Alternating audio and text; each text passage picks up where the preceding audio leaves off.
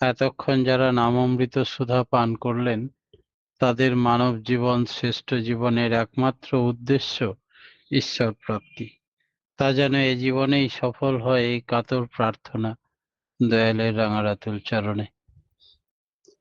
আমাদের অমৃত পথ যাত্রী দাদা মায়েদের প্রতি প্রত্যেকের উদ্দেশ্য আত্মিক শক্তি আহরণ করা, সংগ্রহ করা। এই আত্মিক শক্তি অর্থাৎ আত্মাকে নিয়ন্ত্রিতভাবে পরিচালিত করে মানুষ যে শক্তি অর্জন করে তাকে আত্মিক শক্তি বলে। আত্মার দ্বারা কি শক্তি সংগ্রহ করা যায়, সেটাই নাকি আধ্যাত্মিক জীবনের মূল উদ্দেশ্য। একটাই আদর্শ হবে। ব্যক্তিগত বৈশিষ্ট্য অনুযায়ী বৈচিত্র্য থাকতে পারে হাজারো, কিন্তু ঐক্য নিষ্ঠা হাজারো বৈচিত্র্যের মধ্যে এক থাকবে। এর ভেতর দিয়ে গজায় কমিউনিটি, সমাজ।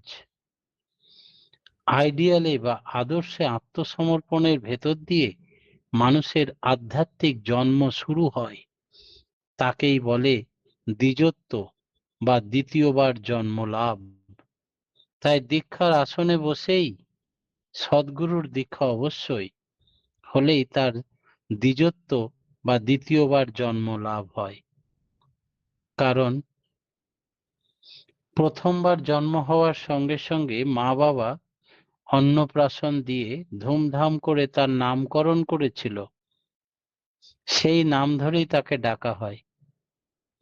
এইভাবে আমরা একবার জন্মাইনি, 84 লক্ষ যোনির মধ্যে 80 লক্ষ বার পরিভ্রমণের পর 4 লক্ষ বার মানব জন্ম। এই 4 লক্ষ বারে 4 লক্ষ মা বাবা পেয়েছি, 4 লক্ষ বার আমাদের নাম রাখা হয়েছে। প্রত্যেকবারে স্ত্রী পুত্র পরিবার ধন জন বাড়ি ঘর সব ত্যাগ করে এসেছি, কোনো বারেরটাই কিছু মনে নেই। তাই আমাদের কি কি নাম রাখা হয়েছিল আমরা ভুলে গেছি।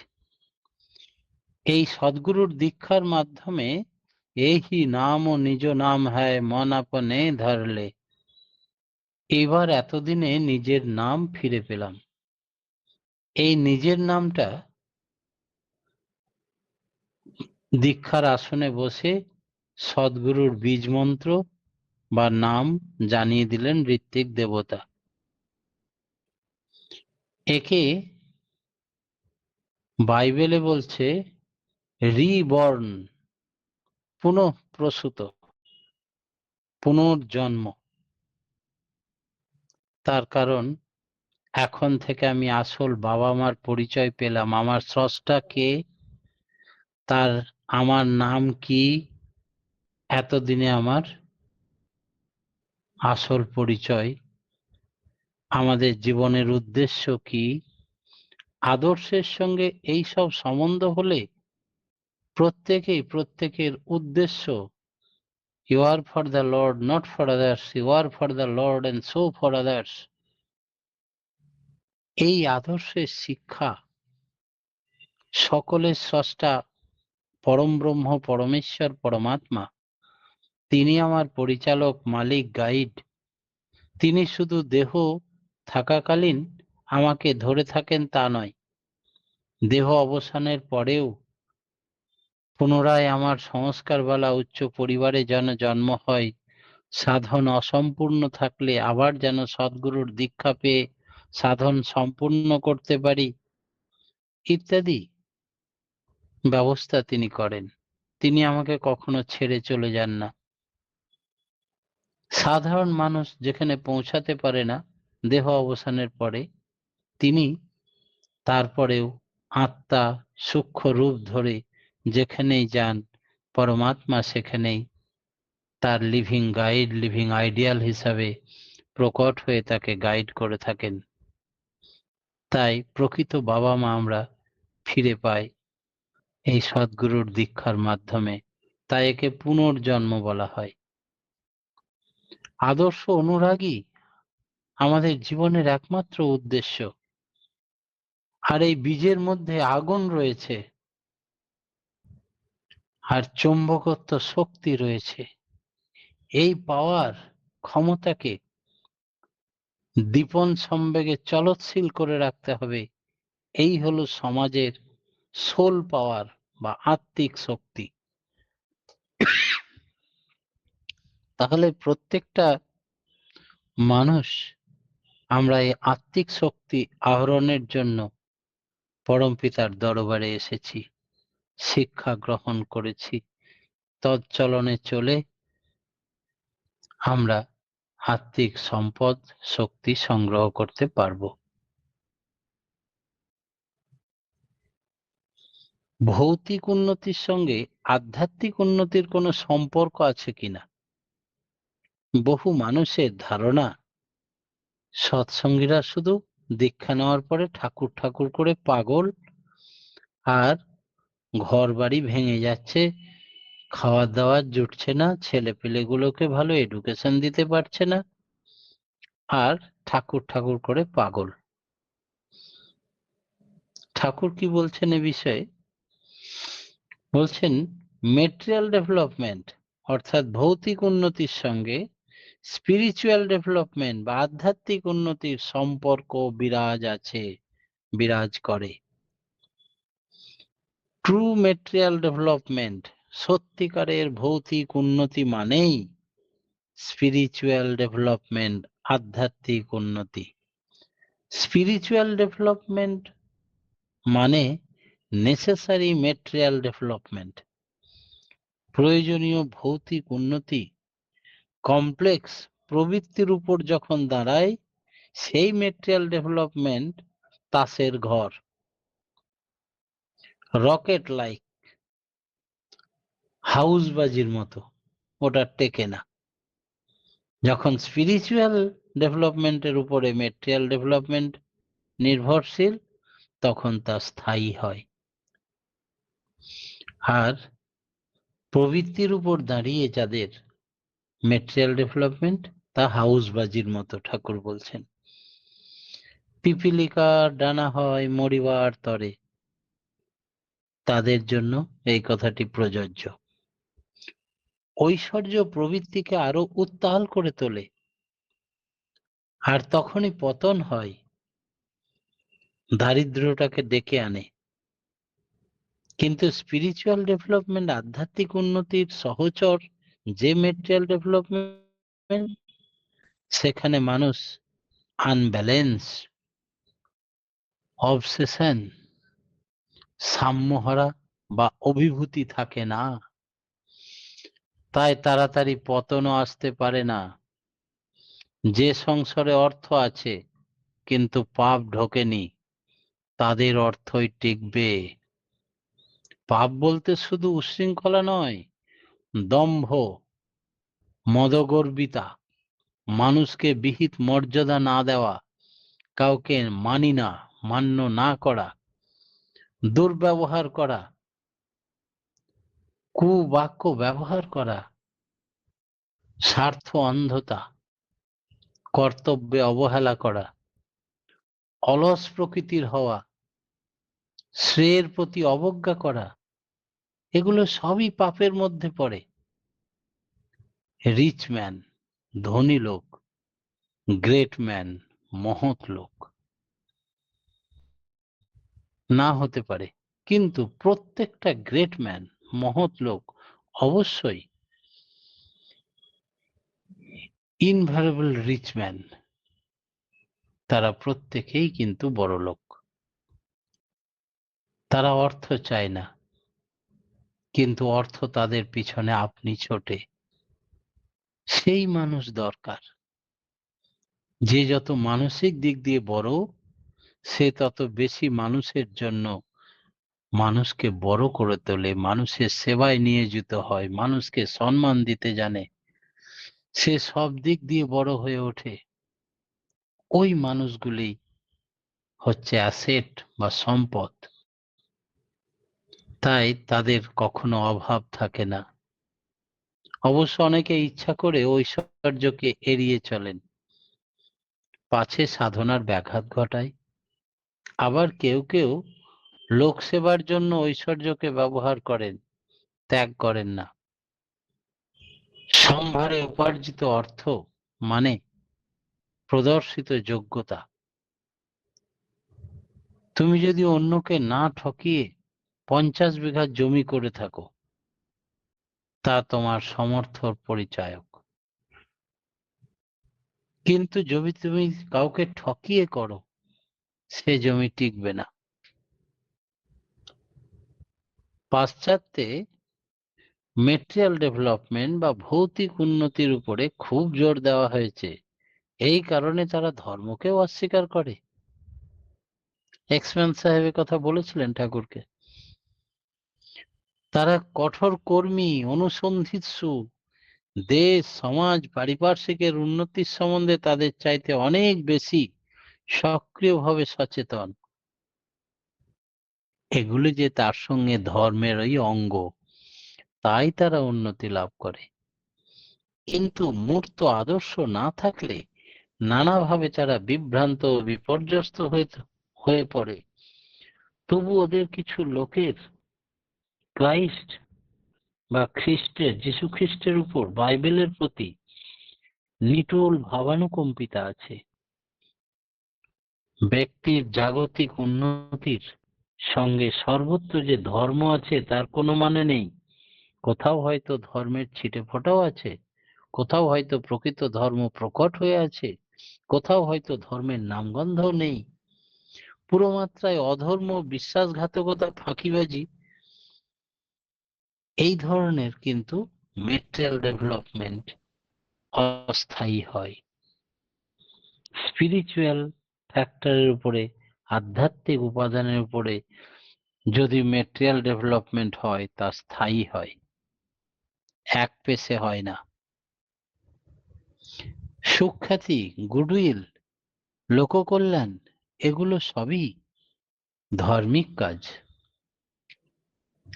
ঠাকুর বললেন, দীক্ষা দেওয়ার সময়তেই আমাদের একটা বীজ দেওয়া হয়।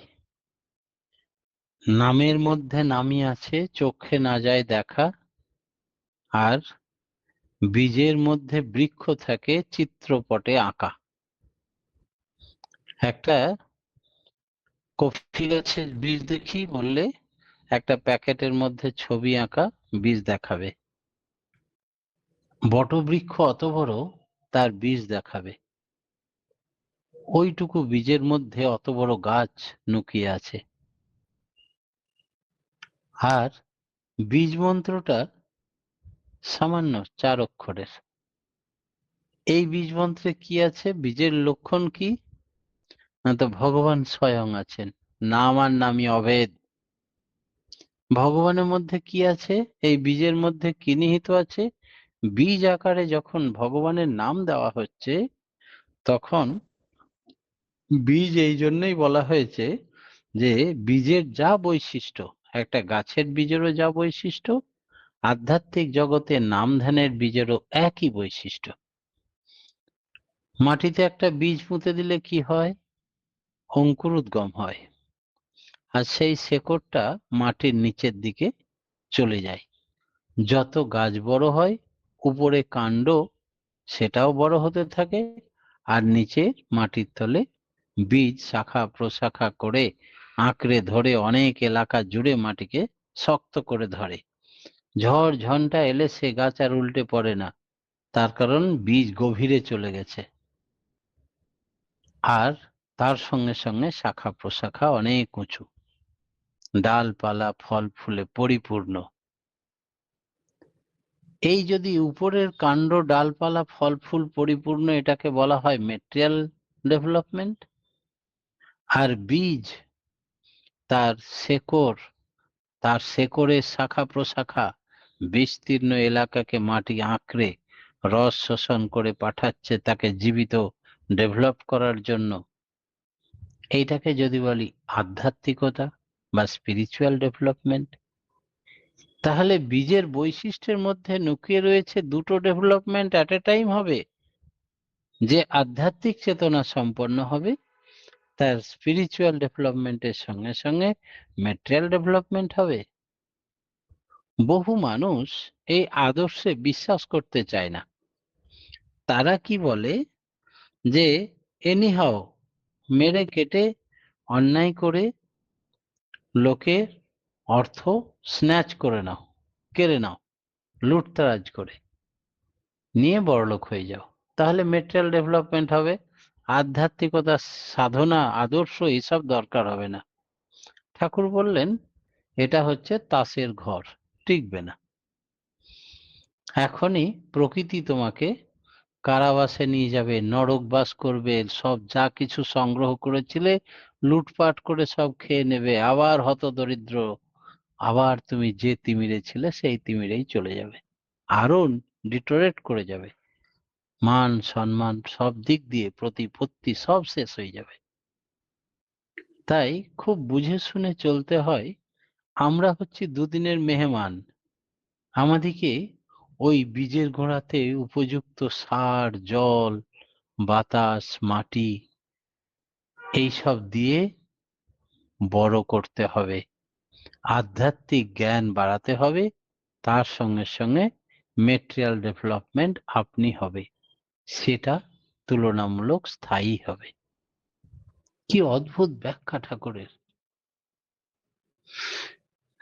আজকে আপনারা পড়ে থাকবেন যে ধর্মান্তরের প্রশ্ন বাংলাদেশেই বলুন, পাকিস্তানেই বলুন, বিভিন্ন দেশে এমনকি খ্রিস্টান পাদ্রীরাও ধর্মান্তরিত করেন। ঠাকুর বললেন না, ধর্মান্তরিত আমি পছন্দ করি না।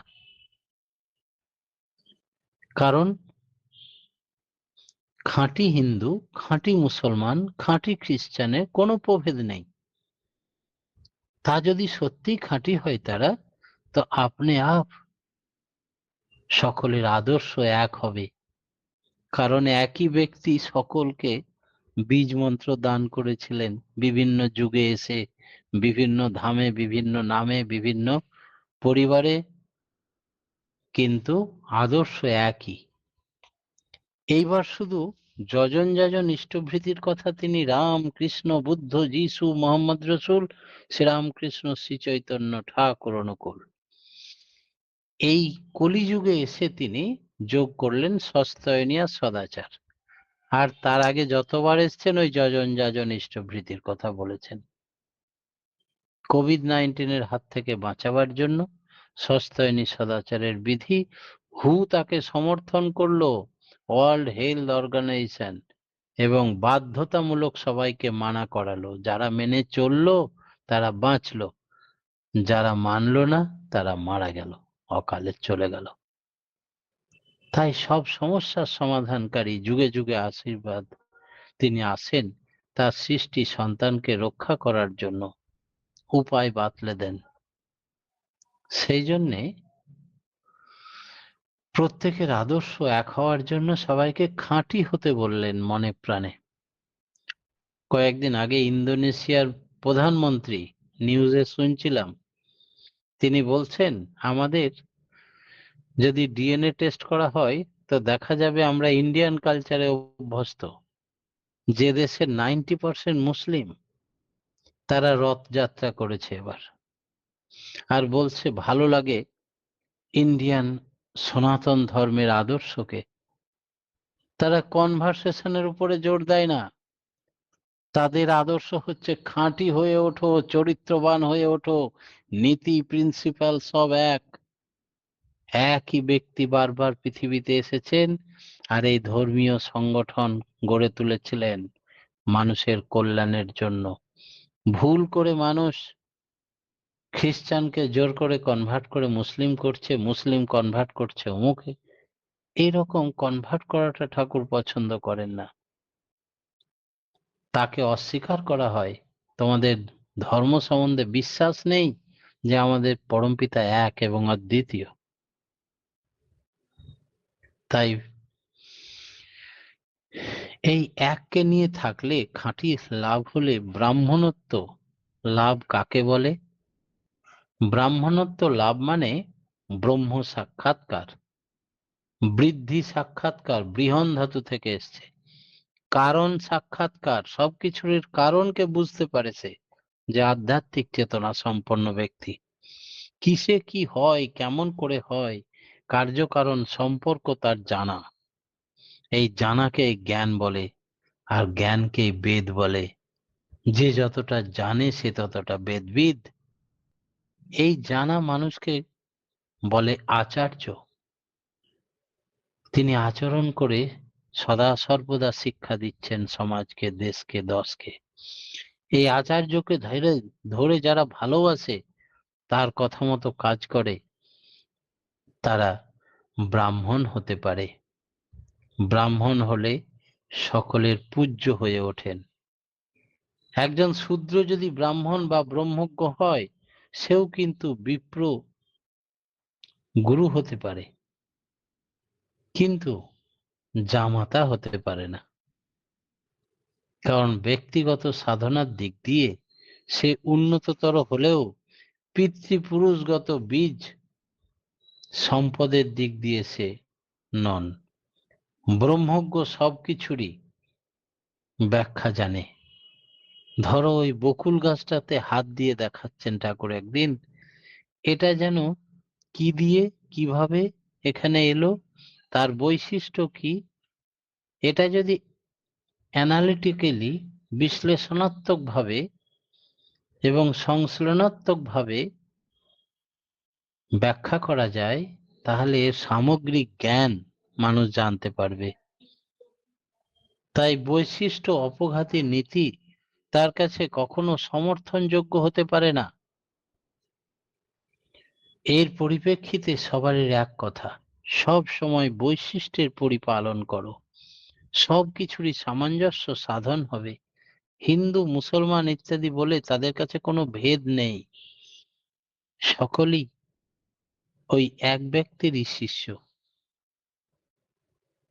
তাই ব্রহ্মজ্ঞান অর্জন করতে গেলে তাকে মনে প্রাণে ভালোবাসো, নিজেদের মধ্যে বিভেদ বুদ্ধি, কনভারসেশন এইসব না করে খাঁটি হয়ে ওঠো। পরম পিতার রাঙা আতুল চরণে প্রত্যেকের সার্বিক মঙ্গল প্রার্থনা জানিয়ে আজকের মতো আমার ক্ষুদ্র বক্তব্য এখানেই শেষ করি। জয় গুরু। জয় গুরু দাদা, জয় গুরু। জয় গুরু দাদা। অপূর্ব ইষ্ট প্রসঙ্গ। কতবার আমরা জন্মগ্রহণ করে